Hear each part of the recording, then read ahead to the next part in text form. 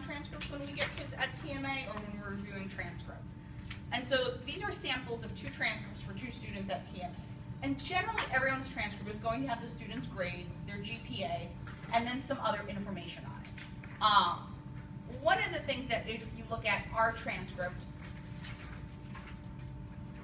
you'll see for us, and we do this for all of our students, we do a GPA for every single school year. And so they get a year-by-year GPA. The first transcript is a student who's been here all their time at TMA, 9th through 12th grade. And you see their final grade, credits attempted, credits earned.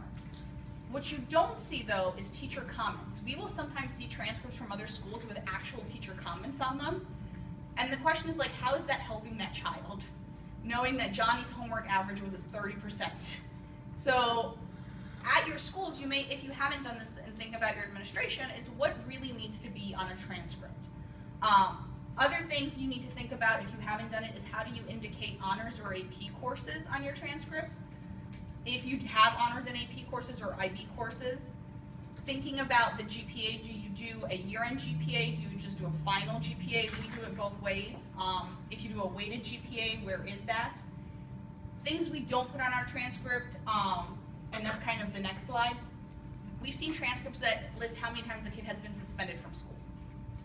Again, how is that helping that child for college? So behavior data is not the best place for data on a transcript. We see a lot of transcripts with attendance data for classes, that the kid's been out 7 days from this class, 8 days from this class. Again, from a college perspective, and Sanjay can speak more when he was a college admission perspective, you know, I don't know if that's going to help the student get into college and if that's necessary information. Thinking about class names, we stick to really standard names. Algebra 1 is Algebra 1, English 1 is English 1. We do see a lot of transcripts where you have to figure out what in the world is Science 10? What is Science 11? What is literary concepts? And that makes the college counselor's job so much more difficult because the college admission person on the college end now has to decipher, is this an English class? Is this a humanities class? Is this a social studies class? And so thinking about, well, you know, there's no problem to have like English 10 ... literary concepts. Try to make sure you take the guessing game out for the college admission counselor. That's the key thing, especially when, you know, if you've ever, well, I've come in from the admission side, you know, there's a tons of transcripts and everybody's transcripts looks differently. And so there are very much ways where college admissions reps are like, I just need to know the course, the grade, that's it. I don't need to know, sometimes they want to know the GPA, sometimes they don't want to know the GPA. For your more selective schools, they're not necessarily concerned about the GPA because every school calculates the GPA differently, right? So what they're looking at is what is the actual grade that the student received in this actual course? And where does this course fit in the student's schedule? Is it an honors course? Is it an AP course?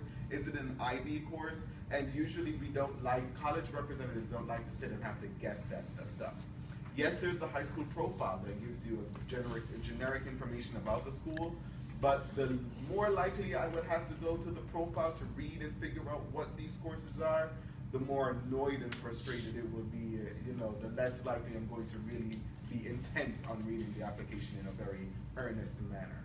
And so just looking at your transcript and looking at what are some of the things that definitely need to go on a transcript, and some information that can be left for the high school profile or just left for your recommendation letters to the counselors as well.